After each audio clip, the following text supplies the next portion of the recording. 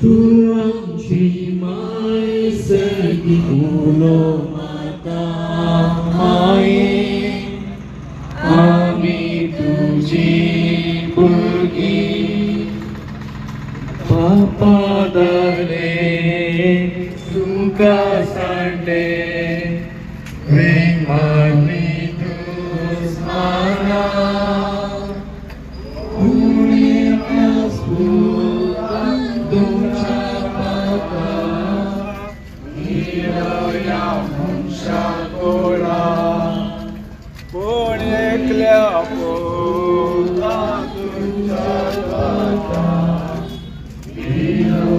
ಮಾತೆ ಮರಿಯಳಗೆ ಸಮರ್ಪಿಸಿದಂಥ ಕೊಸೆಸಂ ಅಮ್ಮನವರ ದೇವಾಲಯದ ಎಲ್ಲ ಭಕ್ತಾದಿಗಳು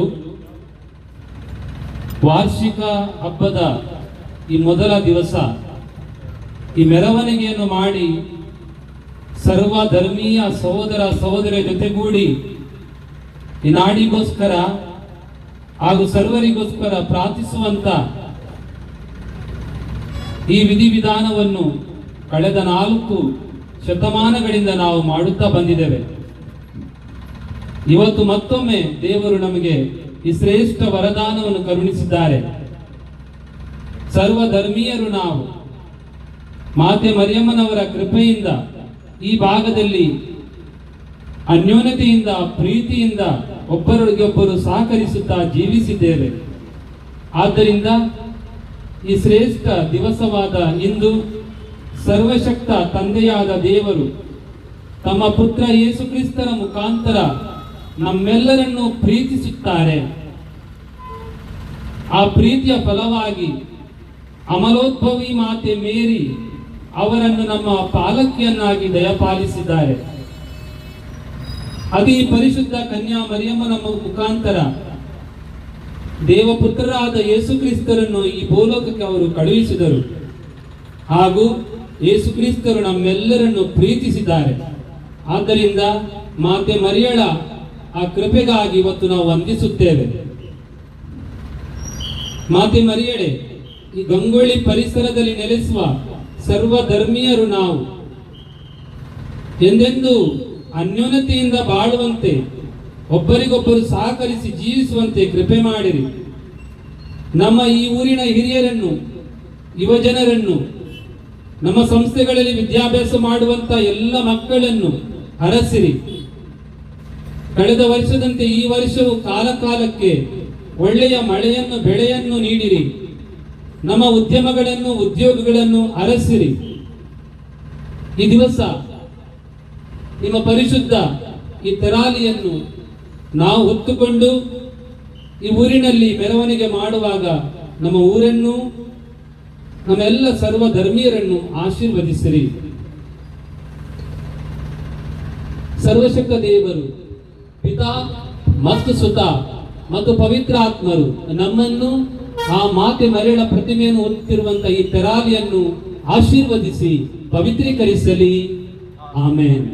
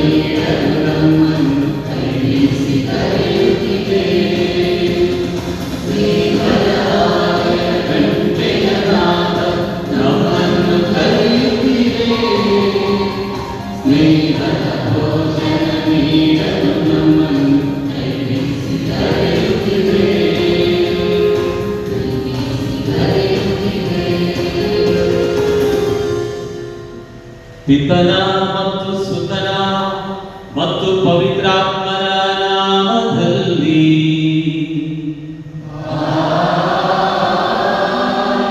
ನಮ್ಮ ಪ್ರಭು ಯೇಸು ಕ್ರಿಸ್ತರ ಕೃಪಾವರವು, ತಂದೆ ದೇವರ ಪ್ರೀತಿಯು, ಪವಿತ್ರಾತ್ಮನ ಅನ್ಯೋನ್ಯತೆಯು ನಿಮ್ಮೆಲ್ಲರೊಡನೆ ಇರಲಿ.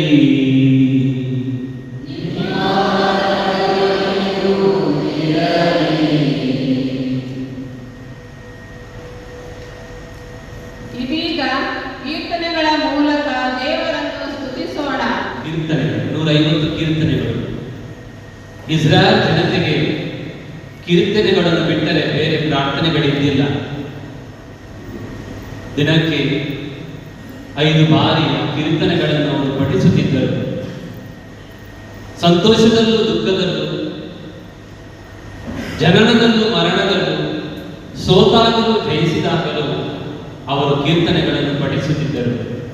ಯೇಸು ಸ್ವಾಮಿ ಕೂಡ ಈ ಕೀರ್ತನೆಗಳನ್ನು ಕಂಠಪಾಠವಾಗಿ ಸ್ತುತಿಸಿ ದೇವರನ್ನು ಕೊಂಡಾಡುತ್ತಿದ್ದರು. ಅದನ್ನೇ ನಾವು ನನ್ನ ದೇವರೇ ಯಾಕೆ ನೀವು ನನ್ನನ್ನು ಕೈ ಬಿಟ್ಟಿದ್ದೀರಿ, ಈ ಕೀರ್ತನೆಯನ್ನು ಶಿಲುಬೆ ಮೇಲೆ ಕೂಡ ಯೇಸು ಸ್ವಾಮಿ ಪ್ರಾರ್ಥಿಸುವುದನ್ನು ನಾವು ಆಲಿಸಿದ್ದೇವೆ. ಆದ್ದರಿಂದ ಸರ್ವ ಜಾತಿ ಜನಾಂಗಗಳ ಜೊತೆಗೆ ಒಟ್ಟಾಗಿ ಸೇರಿ ಇಸ್ರಾಯೇಲ್ ಜನರ ದಾವೀದನ ಆ ಕೀರ್ತನೆಗಳನ್ನು ನಾವಿಂದು ಇಲ್ಲಿ ಪಠಿಸುವಾಗ ವಿಶ್ವ ಧರ್ಮಸಭೆಯ ಜೊತೆಯಾಗಿ ನಾವು ಒಂದಾಗಿದ್ದೇವೆ ಎಂಬ ಸಂಕೇತವನ್ನು ನಾವು ತೋರ್ಪಡಿಸುತ್ತೇವೆ. ಭಕ್ತಿಯಿಂದ ನಿಮ್ಮ ಕೈ ಹಿಡಿಯಲಿರುವಂತಹ ಕೀರ್ತನೆಗಳನ್ನು ಒಂದೊಂದಾಗಿ ನಾವು ಸ್ತುತಿಸೋಣ.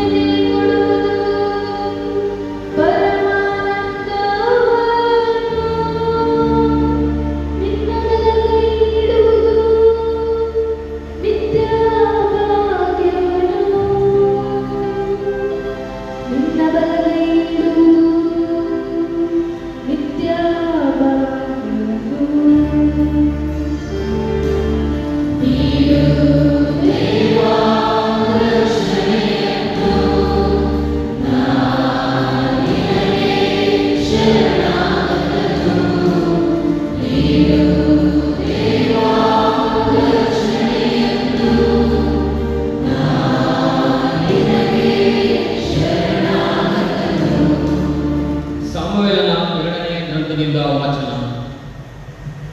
ಸರ್ವೇಶ್ವರನ ಅನುಗ್ರಹದಿಂದ ಸುತ್ತಮುತ್ತ ಇದ್ದ ವೈರಿಗಳ ಭಯ ನಿಂತು ಹೋಯಿತು. ದಾವೀದನು ನೆಮ್ಮದಿಯಿಂದ ಅರಮನೆಯಲ್ಲಿ ವಾಸಿಸುತ್ತಿದ್ದನು. ಒಂದು ದಿನ ಅವನು ಪ್ರವಾದಿ ನಾಥನನಿಗೆ, ನೋಡು, ನಾನು ವಾಸ ಮಾಡುತ್ತಿರುವುದು ದೇವದಾರು ಮರದಿಂದ ಮಾಡಿದ ಅರಮನೆಯಲ್ಲಿ, ಆದರೆ ದೇವರ ಮಂಜೂಷವಿರುವುದು ಬಟ್ಟೆಯ ಗುಡಾರದಲ್ಲಿ ಎಂದರು. ಅದಕ್ಕೆ ನಾಥನನ್ನು ಸಮ್ಮತಿಸಿ, ನಿಮಗೆ ಮನಸ್ಸಿದ್ದಂತೆ ಮಾಡಿ, ಸರ್ವೇಶ್ವರ ನಿಮ್ಮೊಡನೆ ಇದ್ದಾರೆ ಎಂದರು. ಆದರೆ ಅದೇ ರಾತ್ರಿ ಸರ್ವೇಶ್ವರ ನಾಥನನಿಗೆ ಹೀಗೆಂದು ಆಜ್ಞಾಪಿಸಿದನು, ನೀನು ಹೋಗಿ ನನ್ನ ದಾಸ ದಾವೀದನಿಗೆ ತಿಳಿಸಬೇಕಾದುದು ಇದು, ನೀನು ನನಗೊಂದು ದೇವಾಲಯವನ್ನು ಕಟ್ಟಬೇಕೆಂದಿರುವೆಯೋ? ಇದಲ್ಲದೆ ನೀನು ನನ್ನ ದಾಸ ದಾವೀದನಿಗೆ ಹೇಳು, ಸರ್ವಶಕ್ತ ಸರ್ವೇಶ್ವರನಾದ ನಾನೇ ಹೀಗೆ ಹೇಳಿದೆ ಎಂದು ತಿಳಿಸಿ, ಕುರಿಗಳ ಹಿಂದೆ ತಿರುಗಾಡುತ್ತಿದ್ದ ನಿನ್ನನ್ನು ಅಡವಿಯಿಂದ ಆಯ್ದುಕೊಂಡು ನನ್ನ ಪ್ರಜೆ ಇಸ್ರಾಯೇಲರ ಮೇಲೆ ನಾಯಕನಾಗಿ ನೇಮಿಸಿದೆ. ನೀನು ಹೋದ ಕಡೆಯೆಲ್ಲ ನಿನ್ನ ಸಂಗಡ ಇದ್ದೆ, ನಿನ್ನ ಶತ್ರುಗಳನ್ನೆಲ್ಲ ನಿನ್ನ ಕಣ್ಮುಂದೆಯೇ ಸದೆಬಡಿದೆ. ಜಗದ ಮಹಾತ್ಮರ ಹೆಸರಿನಂತೆ ನಿನ್ನ ಹೆಸರನ್ನು ಪ್ರಸಿದ್ಧಗೊಳಿಸುವೆನು. ನನ್ನ ಪ್ರಜೆ ಇಸ್ರಾಯೇಲರಿಗೆ ಒಂದು ಸ್ಥಳವನ್ನು ಕೊಟ್ಟು ಅದರಲ್ಲಿ ಅವರನ್ನು ನೆಲೆಗೊಳಿಸುವೆನು. ಇನ್ನು ಮೇಲೆ ಅವರು ಯಾವ ಭಯವೂ ಇಲ್ಲದೆ ವಾಸಿಸುವರು. ಪೂರ್ವಕಾಲದಲ್ಲಿ ನಾನು ನನ್ನ ಜನರಿಗೆ ನ್ಯಾಯಸ್ಥಾಪಕರನ್ನು ನೇಮಿಸಿದೆ. ಅಲ್ಲಿಂದೀಚೆಗೆ ಇಸ್ರಾಯೇಲರು ಶೋಷಣೆಗೆ ಗುರಿಯಾದರು, ಆದರೆ ಇನ್ನು ಮೇಲೆ ಆಗದು. ನೀನು ಶತ್ರು ಭಯವಿಲ್ಲದೆ ಸುಖದಿಂದಿರುವಂತೆ ಮಾಡುವೆನು. ಅದು ಮಾತ್ರವಲ್ಲ, ಸರ್ವೇಶ್ವರನಾದ ನಾನು ನಿನಗಾಗಿ ಒಂದು ಮನೆತನವನ್ನು ಕಟ್ಟುವೆನೆಂದು ಮಾತು ಕೊಡುತ್ತೇನೆ. ನಿನ್ನ ಮನೆತನವು ಅರಸುತನವು ಸದಾಕಾಲ ಸ್ಥಿರವಾಗಿರುವುದು, ನಿನ್ನ ಸಿಂಹಾಸನ ಶಾಶ್ವತವಾಗಿರುವುದು. ದೇವರ ವಾಕ್ಯವಿದು. ಯೇಸು ಕ್ರಿಸ್ತರ ಶುಭ ಸಂದೇಶವನ್ನು ಆಲಿಸಲು ಎದ್ದು ನಿಂತು ಹಾಡೋಣ, ಹಲ್ಲೆಲೂಯಾ.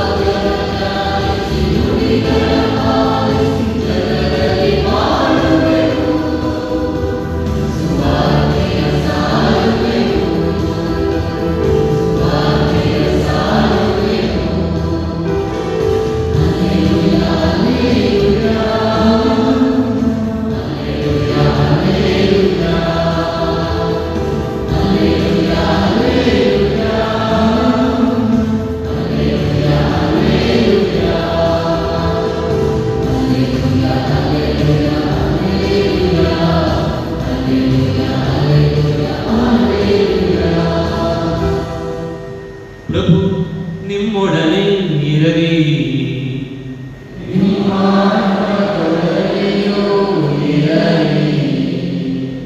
ಲೂಕನು ಬರೆದ ಶುಭ ಸಂದೇಶದಿಂದ ವಾಚನ.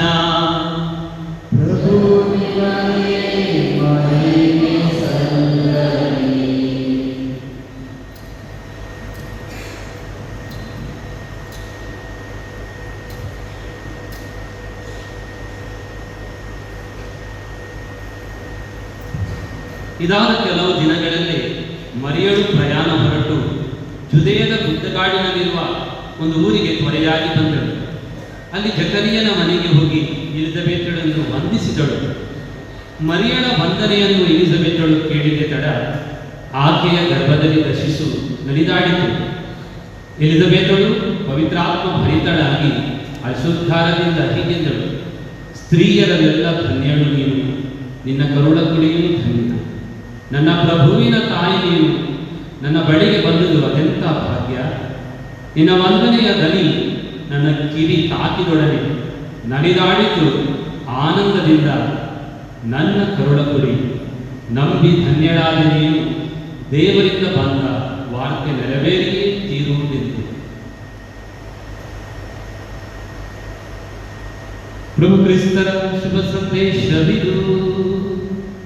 ಕ್ರಿಸ್ತರೇ ನಿಮಗೆ ಸ್ತುತಿ ಸಲ್ಲಲಿ.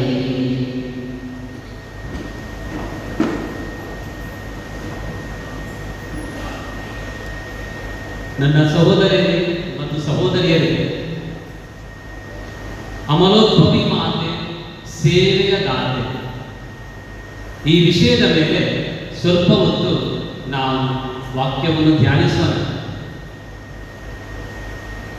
ಒಂದು ಆಸ್ಪತ್ರೆಯ ಒಂದು ಚಿಕ್ಕ ಕೊಠಡಿಯಲ್ಲಿ ಇಬ್ಬರು ರೋಗಿಗಳಿದ್ದರು. ಒಬ್ಬನಿಗೆ ಕಿಟಕಿಯ ಹತ್ತಿರವೇ ಆತನ ಹಾಸಿಗೆ, ಇನ್ನೊಬ್ಬನಿಗೆ ಗೋಡೆಯ ಕಡೆ. ಈ ಗೋಡೆಯ ಕಡೆ ಇದ್ದವನಿಗೆ ಹಾಸಿಗೆಯಿಂದ ಏಳಲಿಕ್ಕೆ ಆಗ್ತಿದ್ದಿಲ್ಲ. ಈ ಕಿಟಕಿ ಕಡೆ ಇದ್ದವನು ಹಾಸಿಗೆಯಿಂದ ಎದ್ದು ಕುಳಿತುಕೊಂಡು ಕಿಟಕಿಯಿಂದ ಹೊರಗೆ ನೋಡುತ್ತಿದ್ದ.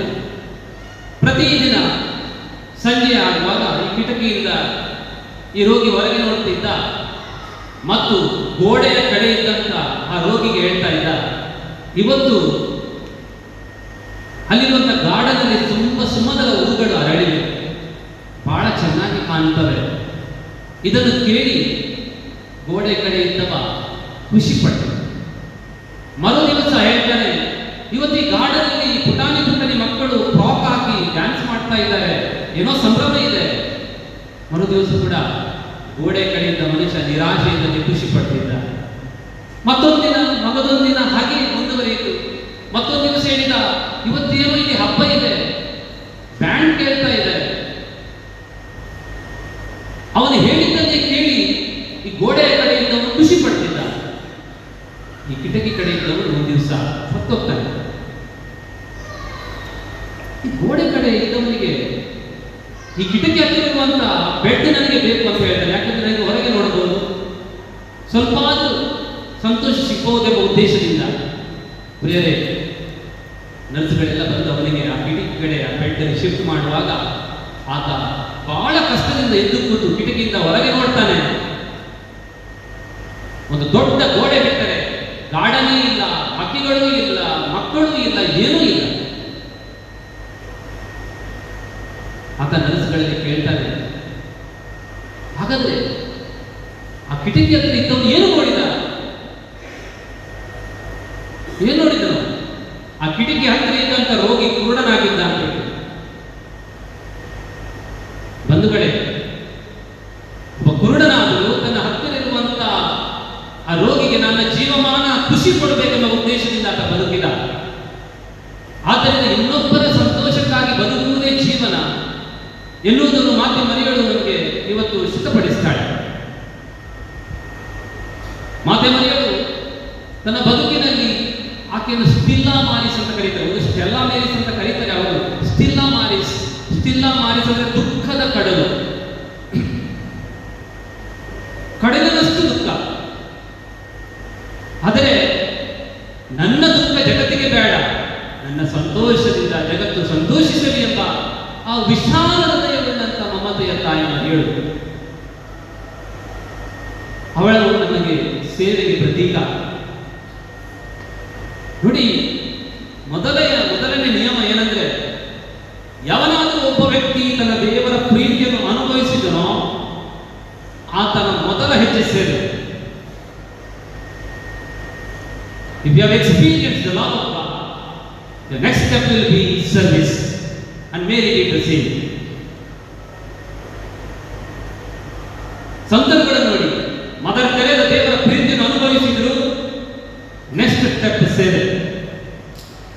ಆದ್ದರಿಂದ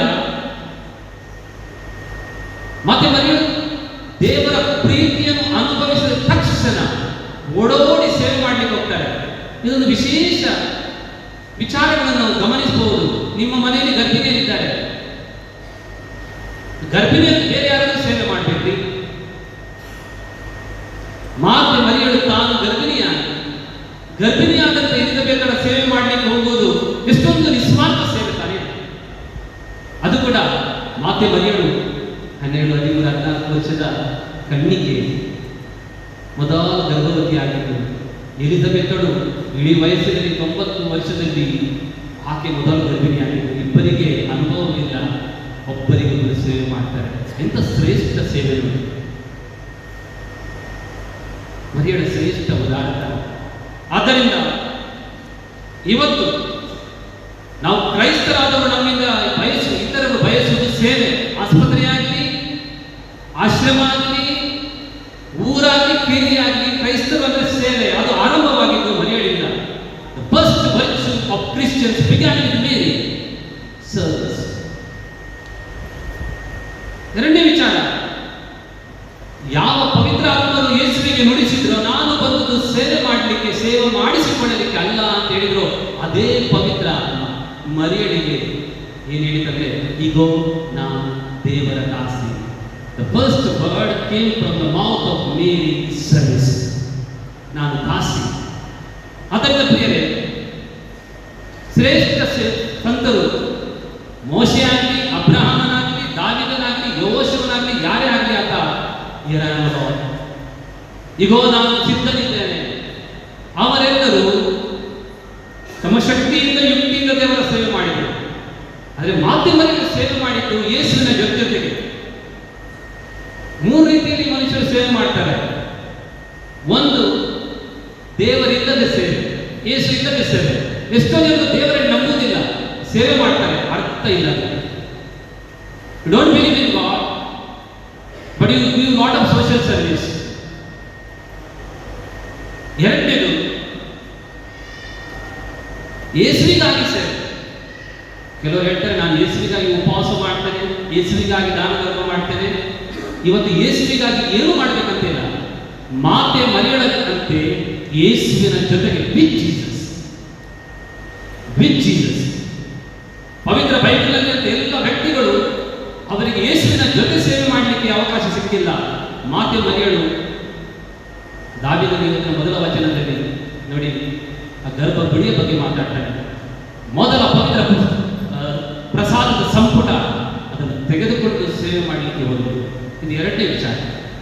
ಮೂರನೇದು, ಸೇವೆ ಅಂದಾಗ ನಮಗೆ ಗೊತ್ತಾಗೋದು ಯಾವುದೊಂದು ಆಶ್ರಮ ಅಥವಾ ಶ್ರಮದಾನ. ಬಂಧುಗಳೇ, ಮರಿಯಳ ದೃಷ್ಟಿಯಲ್ಲಿ ಸೇವೆ ಅಂದರೆ ಸೇಯಿಂಗ್ ಯೆಸ್ ಟು ಗಾಡ್. ಮರಿಯಳ ದೃಷ್ಟಿಯಲ್ಲಿ ಸೇವೆ ಅಂದರೆ ದೇವರಿಗೆ ಯೆಸ್ ಹೇಳುವುದು, ನಾನು ಸಿದ್ಧನಿದ್ದೇನೆ ಅಂತ ಹೇಳುವುದು. ಇವತ್ತು ನಮ್ಮ ಕುಟುಂಬಗಳಲ್ಲಿ ನಿಜವಾದ ಸೇವೆ ಯಾವಾಗ ನಮ್ಮ ಮಕ್ಕಳು ನಮಗೆ ಯೆಸ್ ಹೇಳ್ತಾರೋ, ಯಾವಾಗ ನಮ್ಮ ಯುವಜನರು ನಮಗೆ ಯೆಸ್ ಹೇಳ್ತಾರೋ, ಯಾವಾಗ ಒಬ್ಬ ಪತ್ನಿ ತನ್ನ ಪತಿಗೆ ಯೆಸ್ ಅಂತ ಹೇಳ್ತಾರೋ, ಅದಕ್ಕಿಂತ ಶ್ರೇಷ್ಠ ಸೇವೆ ಇಲ್ಲ, ಮತ್ತೊಂದಿಲ್ಲ. ಆ ಶ್ರೇಷ್ಠ ಉದಾಹರಣೆಯನ್ನು ಮರಿಯಳು ನಮಗೆ ಕಲಿಸಿದರು. ಆ ಸೇವೆ ಕೇವಲ ಫೀಲಿಂಗ್ ನಲ್ಲಿ ಮಾತ್ರ ಅಲ್ಲ, ಭಾವನೆ ಮಾತ್ರವಲ್ಲ. ಕಾನಾ ಪಟ್ಟಣದಲ್ಲಿ ಆ ಸೇವೆಗೆ ಆಕೆ ಭಾವನೆಯಲ್ಲಿ ಮಾತ್ರ ಅವರಿಗೆ ನನ್ನ ಸೇವೆ ಅವಶ್ಯಕತೆ ಸುಮ್ಮನೆ ಗೊತ್ತಿಲ್ಲ, ಅವರು ಮಾತನಾಡಿದರು. ಶಿಸ್ಪೋ ನೋಡಿ, ಮರಿಯಳ ಜೀವನ ಎರಡು ಹಂತ. ಒಂದು ಬೆತ್ಲೆಹೇಮಿನಿಂದ ಕಾನಾದವರೆಗೆ, ಎರಡನೇದು ಕಾನಾದಿಂದ ಕಲ್ವೇರಿವರೆಗೆ. ಬೆತ್ಲೆಹೇಮಿನಿಂದ ಕಾನಾದವರೆಗೆ ನನ್ನ ಪುತ್ರ ಅಂತ ಹೇಳಿದ್ರು.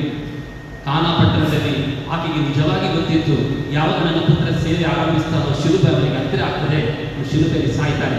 ಆದರೂ ಕೂಡ ಮಗ ಸೇವೆ ಮಾಡಲಿಕ್ಕೆ ಸಿದ್ಧನಾದ. ತ್ಯಾಗ, ಶ್ರೇಷ್ಠ ತ್ಯಾಗ ಇದೆ. So there is no service without sacrifice. ಶ್ರೇಷ್ಠ ತ್ಯಾಗ. ಅದರಿಂದ ಫಿಲಿಪ್ಪಿದವರಿಗೆ ಬರೆದ ಪತ್ರ 2:14 ಹೇಳ್ತದೆ, ನೀವು ಮಾಡುವ ಎಲ್ಲ ಕಾರ್ಯಗಳನ್ನು ಗೊಣಗುಟ್ಟದೆ, ವಿವಾದವಿಲ್ಲದೆ, ಏಕ ಮನಸ್ಸಿನಿಂದ ಮಾಡಿರಿ. ಆಕೆಯ ಸೇವೆ ಮೌನದಲ್ಲಿ, ಮರಿಯಳ ಸೇವೆ ಸೇವೆ ಮಾಡಿದಂತ ಎಲ್ಲಿ ಪವಿತ್ರ ಪುಸ್ತಕದಲ್ಲಿ ಬರೆದಿಲ್ಲ. ಯಾರು ಆಕೆಯನ್ನು ಗಮನಿಸಲಿಲ್ಲ.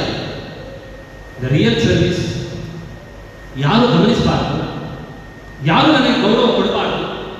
ನಾನು ಮಾಡಿದ ಸೇವೆಯಿಂದ ನನಗೆ ಪ್ರಶಸ್ತಿ ಸಿಗ್ತದೆ, ಆದರೆ ಅದು ಸೇವೆನೇ ಅಲ್ಲ. ಅದರ ಪ್ರತಿಫಲ ಈ ಭೂಲೋಕದಲ್ಲಿ ಸಿಕ್ಕೇ ಆಯಿತು. ಮರಿಯಳ ಇಷ್ಟೇ, ನನ್ನ ಸೇವೆಗೆ ನನ್ನ ಸ್ವರ್ಗದಲ್ಲಿ ದೇವರು ಪ್ರತಿಫಲ ಕೊಟ್ಟರೆ ಸಾಕು. ದಟ್ಸ್ ವೈ ಅವಳು ವಿಶ್ರಮಿಸಲಿಲ್ಲ. I want to spend all heaven in doing good on earth. ನನಗೆ ಇಡೀ ಸ್ವರ್ಗವನ್ನು ಈ ಭೂಮಿಯಲ್ಲಿ ಒಳಿತು ಮಾಡಲಿಕ್ಕೆ ನಾನು ಬಯಸ್ತೇನೆ, ಅದು ಸೇವೆ. ಆದ್ದರಿಂದ ಪ್ರಿಯರೇ, ಇವತ್ತು ಅವಳ ಸೇವೆ ಅಂದರೆ ಅದರಿಂದ ಏನು ಕಲಿತುಕೊಳ್ಳೋದು? ಒಂದೆರಡು ಪಾಠಗಳು, ಒಂದೆರಡು ವಿಚಾರಗಳನ್ನು ನಾವು ಇವತ್ತು ಮನೆಗೆ ಕರ್ಕೊಂಡು ತೆಗೆದುಕೊಂಡು ಹೋಗಬೇಕಿದೆ. ಮರಿಯಳ ಸೇವೆ ಅವಿನಮ್ರ ಸೇವೆ. ತನ್ನ ಪತಿಗೆ ನಡುರಾತ್ರಿಯಲ್ಲಿ ಕೂಡ ಎಸ್ ಅಂತೇಳಿ ದೇವದೂತ ನನ್ನ ಜೊತೆ ಮೊದಲು ಮಾತನಾಡಿದರು. ನಿನ್ನ ಹತ್ರ ಏನು ಮಾತನಾಡಿದ್ರು ಸಂಶಯ ಪಟ್ಟಿಲ್ಲ. ನಡುರಾತ್ರಿಯಲ್ಲಿ ಜೋಸೆಫನ ಎದ್ದು ಮರಿಯ ನಾವು ಹೋಗೋಣ ಈಗಿಂತಿಗೆ ಅಂತ ಹೇಳುವಾಗ ಎಸ್ ಹೇಳಿ. ಇಷ್ಟು ಜನ ಸ್ತ್ರೀಯರು, do you give or do you accept the leadership of your husband? ನಿಮ್ಮ ಗಂಡನ ಮನೆಯಲ್ಲಿ ಲೀಡರ್ಶಿಪ್ ಅನ್ನು ನೀವು ಅಕ್ಸೆಪ್ಟ್ ಮಾಡ್ತೀರೋ? ಮರಿಯಳು ಕಲಿಸಿದಷ್ಟೇ. ಈಗ ಕಂದ ನನಗೆ ಯಾಕೆ ಈ ರೀತಿ ಮಾಡಿದೆ? ನಿನ್ನ ತಂದೆಯೂ ನಾನು ದೇವಾಲಯಕ್ಕೆ ಮೊದಲು ಹೋಗಿದ್ದ ಅವಳು, ಆದರೆ ಅವಳೊಂದು ಮಾತು ಹೇಳ್ತಾಳೆ ಬಹಳ ದುಃಖದಿಂದ, ನಿನ್ನ ತಂದೆಯೂ ಫಸ್ಟ್ ತಂದೆ. ಇವತ್ತು ಸ್ತ್ರೀಯರೇ, ನೀವು ಯಾವಾಗ ನಿಮ್ಮ ಗಂಡನಿಗೆ ಮೊದಲ ಸ್ಥಾನ ಕೊಡ್ತೀರೋ ಮರಿಯಳಂತೆ, ಆವಾಗ ನಿಮ್ಮ ಮಕ್ಕಳು ನಿಮ್ಮನ್ನು ಬಹಳವಾಗಿ ಗೌರವಿಸುತ್ತಾರೆ. ಎರಡನೇ ವಿಚಾರ, ಬೈಬಲ್ನಲ್ಲಿ ಇಬ್ಬರು ತಾಯಂದಿರಿದ್ದಾರೆ.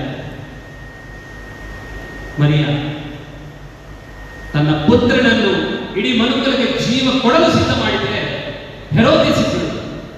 ಅವಳು ತನ್ನ ಪುತ್ರಿಯನ್ನು ಸ್ನಾನಿಕ ಯೋಹಾನನ ಕತ್ತು ಕಡಿಯುವಂತೆ ಸಿದ್ಧ ಮಾಡಿದಳು. We can prepare our children for both. ದೇವರ ಸೇವೆ ಮಾಡಲಿಕ್ಕೆ ನಿಮ್ಮ ಮಕ್ಕಳನ್ನು ಸಿದ್ಧಪಡಿಸಬಹುದು, ಇನ್ನೊಬ್ಬರ ಕತ್ತು ಕಡಿಲಿಕ್ಕೆ ಕೂಡ ಸಿದ್ಧಪಡಬಹುದು. ತಾಯಂದಿರೇ, ಇವತ್ತು ಮಾತೆ ಮರಿಯಳ ಶ್ರೇಷ್ಠ ಸದ್ಗುಣ ನಿಮ್ಮಲ್ಲಿ ನಿಮ್ಮ ಮಕ್ಕಳು ಕಾಣಬೇಕಿದೆ. ನಿಮ್ಮ ಮಕ್ಕಳನ್ನು ಯಾವ ರೀತಿ ಸಿದ್ಧತೆ ಮಾಡ್ತಾರೆ? ಮೂರನೇ ವಿಚಾರ, ಯೇಸು ಸ್ವಾಮಿ ಶಿಲುಬೆಯಲ್ಲಿ ತನ್ನ ತಾಯಿಯನ್ನು ಮರಿಯ ಯೋಹಾನನ ಕೈಗಿಟ್ಟು ಒಂದು ಮಾತು ಹೇಳಿದ್ರು, ಇಟ್ ಈಸ್ ಅಕಂಪ್ಲಿಷ್ಡ್, ಇದು ನೆರವೇರಿತು. ತನ್ನ ತಾಯಿಯನ್ನು ಯೋಹಾನನ ಕೈಗಿಡದೆ ಖಂಡಿತವಾಗಿ ಯೇಸು ಸ್ವಾಮಿ ಸಂಪದಲೆ ಎಂಬ ಶಬ್ದವನ್ನು ಖಂಡಿತ ಹೇಳ್ತಿದ್ದಿಲ್ಲ, ಹೇಳಿಕ್ಕೆ ಆಗಲ್ಲ. ಒಂದು ಕಾಲದಲ್ಲಿ ಅವರು ಮನೆಯಿಂದ ಹೊರಗೆ ನಿಂತಿದ್ದರು. ಯೇಸು ಸ್ವಾಮಿ ಹೊರಗೆ ನಿಲ್ಲಿಕ್ಕೆ ಬಿಟ್ಟರು ಮರಿಯಳನ್ನು. ಆದರೆ ಶಿಲುಬೆಯಲ್ಲಿ ಧರ್ಮಸಭೆಗೋಸ್ಕರ ಮಾತೆ ಮರಿಯಳನ್ನು ಒಳಗೆ ತಗೊಂಡ್ರು.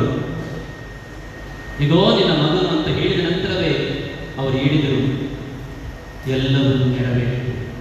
ಯುವಕರೇ, ಯುವತಿಯರೇ, ಇವತ್ತು ಮಾತೆ ಮರಿಯಳ ಹಬ್ಬ ನಾವು ಇಲ್ಲಿ ಮಾಡಿದರೆ, ಮೆರವಣಿಗೆ ಮಾಡಿದರೆ ಅದರಿಂದ ಏನು ಲಾಭ ಏನು ಗೊತ್ತಿದೆ ನಮಗೆ ಗೊತ್ತಿಲ್ಲ. ನಮ್ಮ ಮನೆಯಲ್ಲಿ ಒಬ್ಬಳು ಮರಿಯಳಿದ್ದಾಳೆ,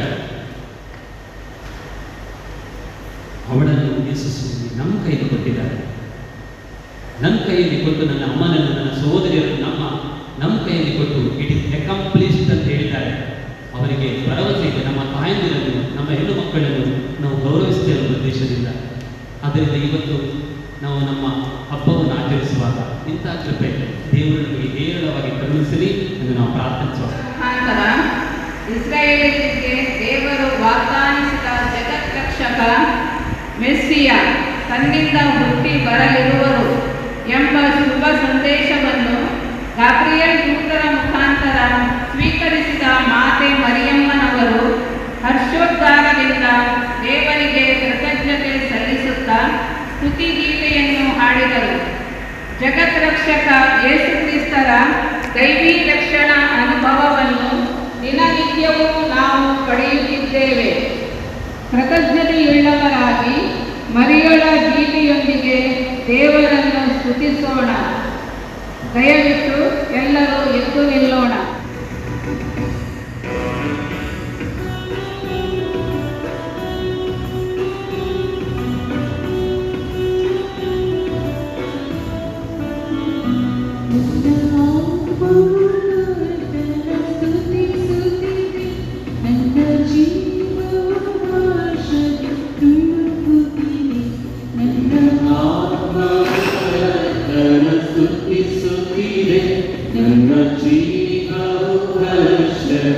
ತುಳುಕುತ್ತಿದೆ.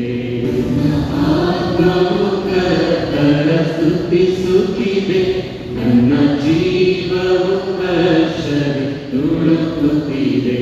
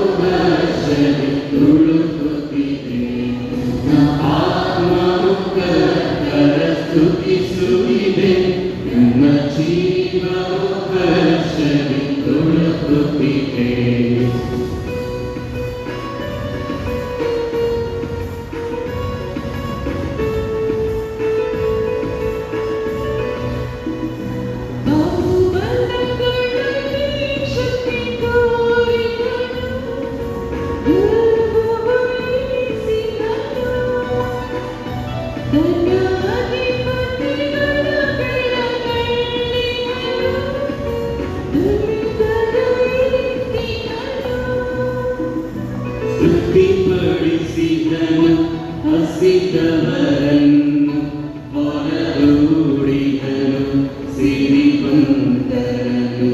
ಇಸ್ರಾಯೇಲನಿಗೆ ನೆರವಾಗಿದನು, ಅಬ್ರಹಾಮನಿಗೆ ದಯೆ ತೋರಿದನು. ನನ್ನ ಆತ್ಮವು ಕರ್ತನ ಸ್ತುತಿಸುತ್ತಿದೆ, ನನ್ನ ಜೀವವು ಹರ್ಷದಿ ತುಳುಕುತ್ತಿದೆ. ನನ್ನ ಆತ್ಮವು ಕರ್ತನ ಸ್ತುತಿಸುತ್ತಿದೆ, ನನ್ನ ಜೀವವು ಹರ್ಷದಿ ತುಳುಕುತ್ತಿದೆ. ದೇವರ ಸನ್ನಿಧಾನಕ್ಕೆ ನಾವು ಸಮರ್ಪಿಸೋಣ.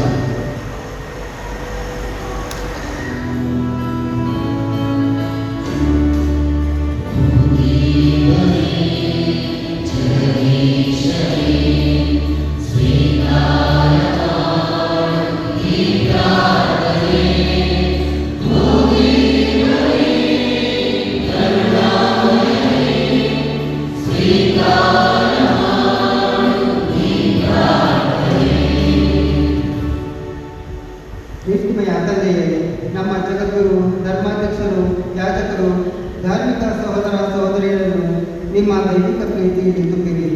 ನಮ್ಮ ಇಡೀ ಧರ್ಮಸಭೆಯನ್ನು ಪ್ರೀತಿಯ ಮತ್ತು ಸೇವೆಯ ಕೇಂದ್ರವನ್ನಾಗಿಸಿ ರೂಪಿಸಲು ಬೇಕಾದ ಶಕ್ತಿ ಸಾಮರ್ಥ್ಯವನ್ನು ಕರುಣಿಸಲು ಪ್ರಾರ್ಥಿಸುತ್ತೇವೆ.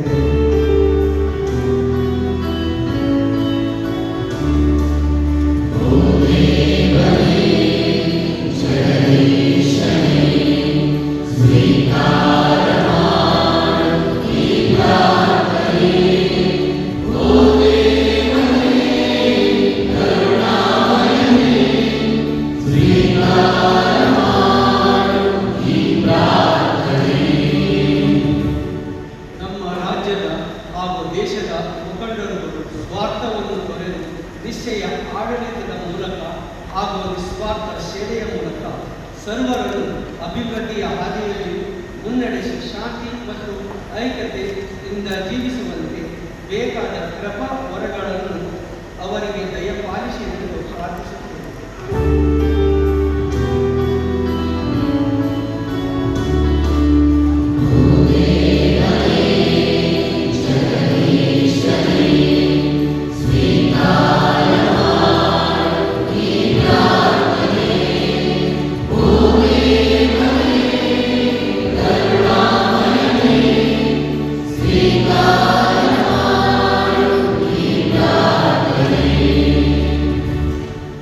ಒಂಟಿತನ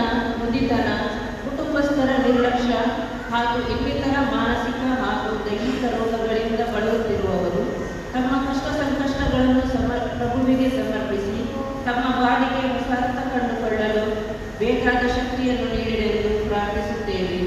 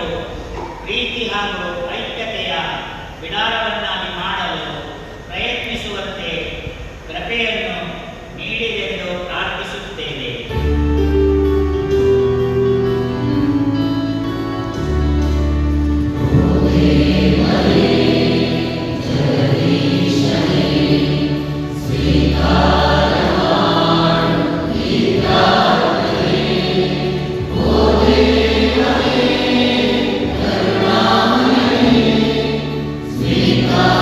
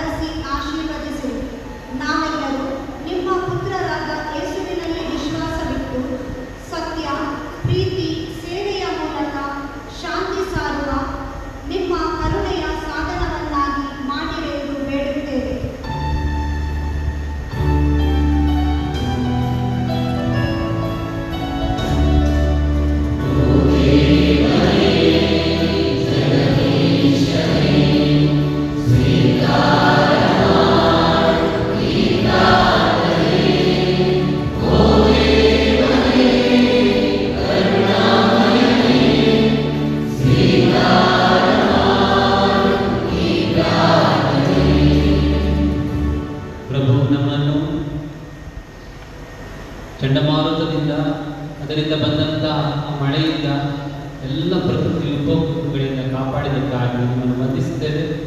ನಮ್ಮ ಈ ಗುಡಿ ಹಬ್ಬವು ಈ ಚರ್ಚಿನ ಸಂಭ್ರಮವು ಎಲ್ಲವೂ ಸುಸೂತ್ರವಾಗಿ ನೆರವೇರುವಂತೆ ಹಾಗೂ ಅದಕ್ಕೆ ಆಗಮಿಸುವ ಎಲ್ಲ ಬಂಧು ಮಿತ್ರರನ್ನು ನೀವು ಕಾಪಾಡಿರಿ, ನಮ್ಮ ಸಂತೋಷವನ್ನು ಇಮ್ಮಡಿಗೊಳಿಸಿರಿ. ಈ ಪ್ರಾರ್ಥನೆಗಳನ್ನು ನಮ್ಮ ಪ್ರಭು ನಿಮ್ಮ ಪುತ್ರ ಆದ ಯೇಸು ಕ್ರಿಸ್ತರ ಮುಖಾಂತರ ನಾವು ಪ್ರಾರ್ಥಿಸಿದ್ದೇವೆ. ಆಮೆನ್.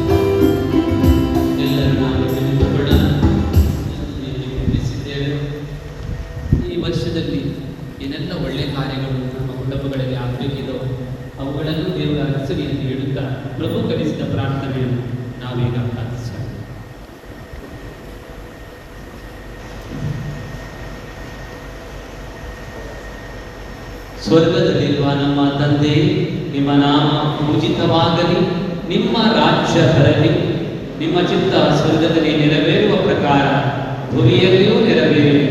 ನಮ್ಮ ಅನುದಿನದ ಆಹಾರವನ್ನು ಇಂದು ನಮಗೆ ಕೊಡಿರಿ.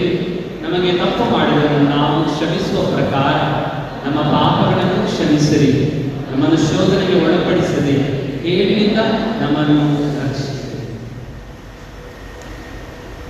ಪ್ರಭು ನಿಮ್ಮೊಡನೆ ಇರಲಿ.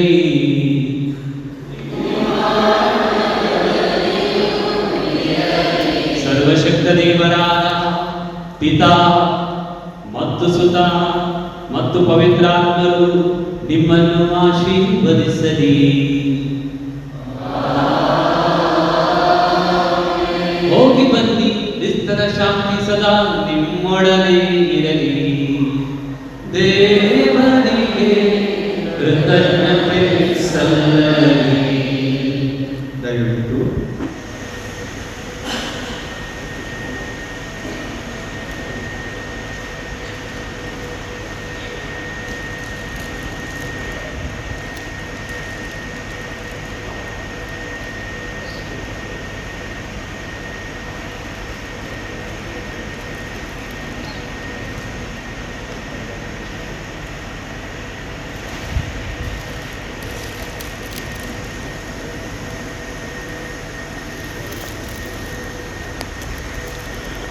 मान स्वीकार केल्ल्या ह्या तिगी जाणां ह्या जाकाक हांव देव बरें करूं म्हणटा.